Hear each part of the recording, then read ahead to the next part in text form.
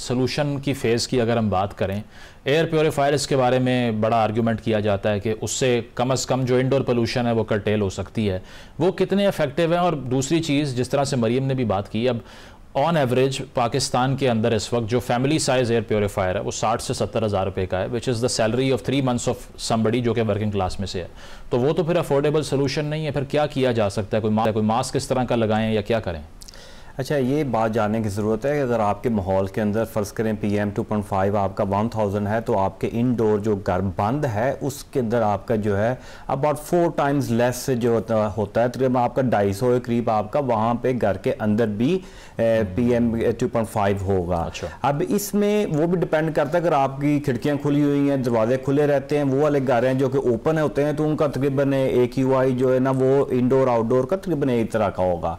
दूसरा, आपके जो इंडोर जो पोल्यूटेंट्स हैं उसके अंदर आपका किचन भी रोल अदा करता है। अगर आप कुकिंग कर रहे हैं, स्पेशली जो लोग बायोमास फ्यूल से करते हैं, लकड़ियों से, गोबर से जला के देहातों के अंदर करते हैं, तो और बंद किचन है या कमरों के अंदर करते हैं, तो उससे मज़ीद और बल्कि बाहर से भी ज़्यादा उनके अंदर पार्टिकुलेट मैटर इकट्ठा हो सकता है।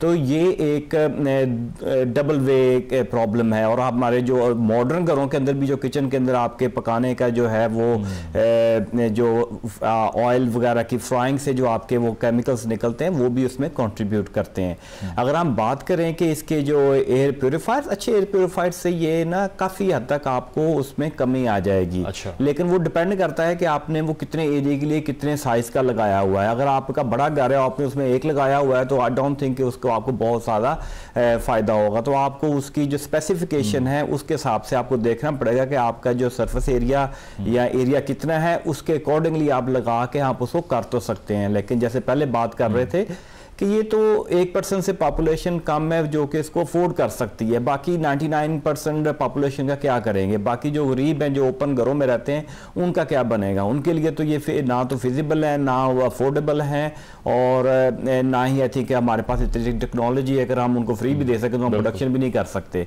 तो that is just part of the solution. मैं आमतौर पर रिकमेंड उन पेशेंट्स को करता हूँ घर के अंदर जो एयर प्योरीफायर लगाने के लिए जिनको सीवियर एस्मा का प्रॉब्लम है, जिनको सीवियर हार्ट डिजीज़ है, COPD है, ऐसे पेशेंट जो अफोर्डिंग हो सकते हैं, उनको मैं रिकमेंड करता हूं कि आप जो है ना एयर प्योरीफायर लगा लें। और डॉक्टर साहब, मास्क की भी कोई स्पेसिफिक टाइम के जो नॉर्मल मास्क होता है वो PM 2.5 को तो नहीं रोक सकता सांस की स्ट्रीम में, ब्लड स्ट्रीम में जाने से, तो वो भी इफेक्टिव है या फिर वो जो कोई स्पेसिफिक मास्क होता है वो लगाना चाहिए? अच्छा, इसमें जो आपका प्रॉपर 3 लेयर सर्जिकल मास्क होता है उससे ये आपके 2.5 पार्टिकल रुक जाते हैं। अच्छा। अब लेकिन उसकी जो सील वो इंटैक्ट नहीं होती। इवन अगर आपने, मैंने भी उसको अच्छे तरीके से प्रॉपर टेक्निक से पहना हुआ है, तो उसका आपका समझ लें कि आपकी फिल्ट्रेशन 70% इफेक्टिव होती है, 30% आपकी हवा आगे पीछे से जा रही होती है। सही। तो यू कैन रिड्यूस आपका जो एक्सपोजर है अबाउट लेट्स से 70%, लेकिन वो 100% ख़त्म नहीं करेगा।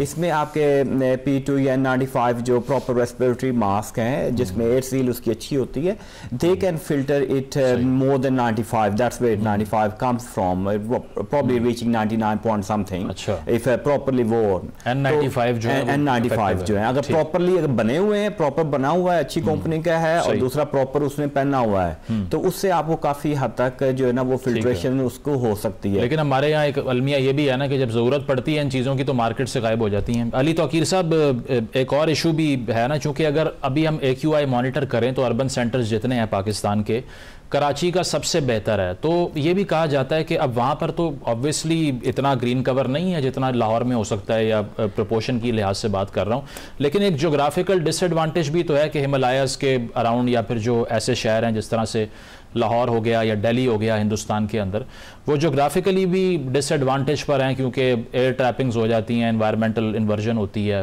टेम्परेचर इन्वर्जन होती है। तो ये भी एक फैक्टर है कि आपको लगता है कि कंप्लीटली ह्यूमन क्रिएटेड फिनोमिना ही है या फिर नेचुरल भी है ये? देखिए इट्स वेरी आयरॉनिक। आज बिलावल भुट्टो साहब ने ये कहा है कि जी कराची में नहीं है तो आप उधर आ जाएं। अब देखिए, ये मूसा भागा मौत से, मौत आगे खड़ी थी। आप इधर एयर पोल्यूशन से निकल के आप कराची जाएं, वहाँ पे हीट PF के साथ मर जाएंगे। आप KP में जाएं तो वहाँ आप ग्लोव्स के साथ मर जाएंगे। तो climate change is all around us, तो हमें इसके सोल्यूशन ढूंढने हैं। जो बात अभी आप कर रहे थे ना मास्क की या एयर प्योरीफायर्स की, तो मुझे फ्रेंच रेवोल्यूशन याद आ रहा था जहां पे उसकी क्वीन ने कहा कि अगर इन लोगों को जुलूस निकाल रहे हैं, इनको रोटी नहीं मिलती तो ये बिस्किट क्यों नहीं खा लेते। हम गरीब लोगों का मजाक उड़ाने की कोशिश कर रहे हैं। It is totally unacceptable for us to propose solutions के जो लोग मास्क पहने या एयर प्योरीफायर करते हैं, उनके पास खाना खाने के पैसे नहीं है। आप एनर्जी के बिलिंग देखें कि जो 80% है उनके यूनिट इतने सारे हैं, वो घर में बल्ब बेचारे जलाते हैं। मैं आपको एक सोल्यूशन बतलाता हूँ, आप उसका जरा सोचिए। बिल्कुल। जो आप इंपोर्टेड ऑयल के ऊपर इतने टैक्सेस लेते हैं, उनको रीपर्पज करके उसका जो टॉप 20-30% है उसको आप कार्बन टैक्स कहें, और वो कार्बन टैक्स जो कलेक्ट होता है उसको बाईपास या ओवरहेड ब्रिजेस बनाने की बजाय उसको आप इंटीग्रेटेड अर्बन ट्रांसपोर्टेशन सिस्टम के लिए इस्तेमाल कीजिए जो बेस्ड हो क्लीन एनर्जी के ऊपर। बिल्कुल। तो अगर हर साल अगर 30% के करीब, which will be about $2 or $3 billion annually, अगर वो रीपर्पज करके कार्बन टैक्स के तौर पे अगर आप उसको अर्बन ट्रांसपोर्टेशन के लिए इस्तेमाल करना शुरू करते हैं, तो अगले 8-10 साल में अर्बन ट्रांसपोर्टेशन हमारी इतनी हो जाएगी कि हर बच्चे को या हर फैमिली को अलग-अलग गाड़ियों की जरूरत नहीं होगी।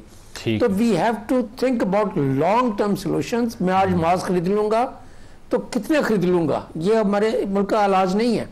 हाँ, ये जरूर इलाज है कि हमारी एलीट जो है वो अपने पासपोर्ट रिन्यू करवाए और यूके और यूएस चली जाए, मगर ये यहाँ के जो इतने सारे अवाम है उन्होंने तो यहीं रहना है ना।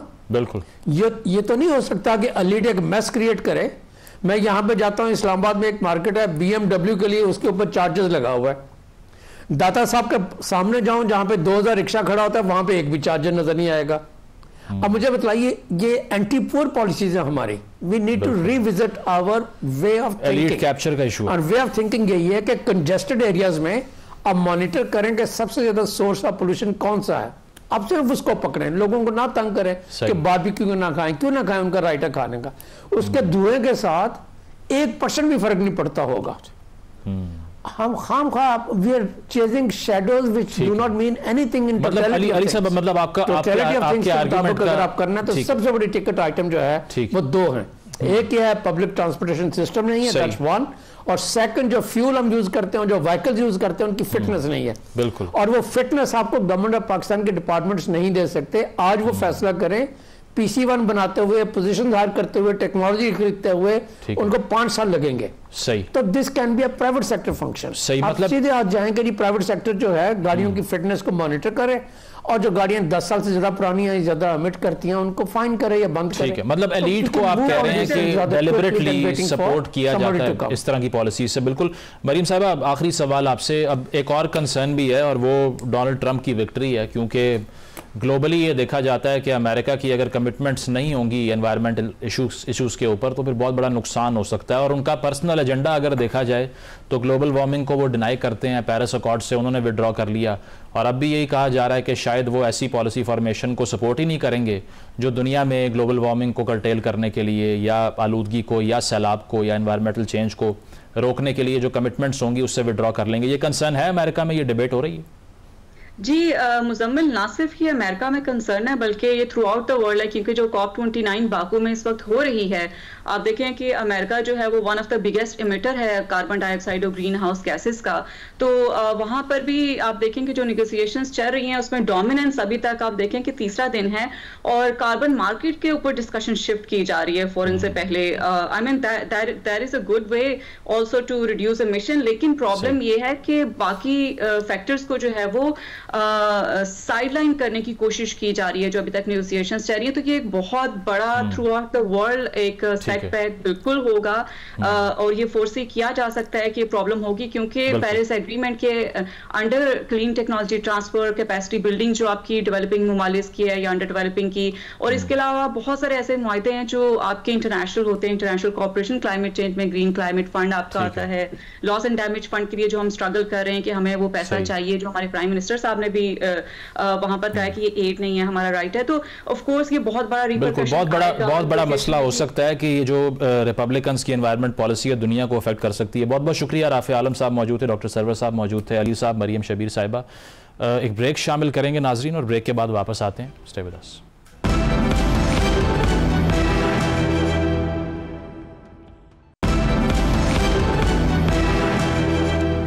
नाज़रीन, प्रोग्राम आपने मुलाहिज़ा किया, फीडबैक ज़रूर दीजिएगा। इजाज़त दीजिए, अल्लाह हाफ़िज़।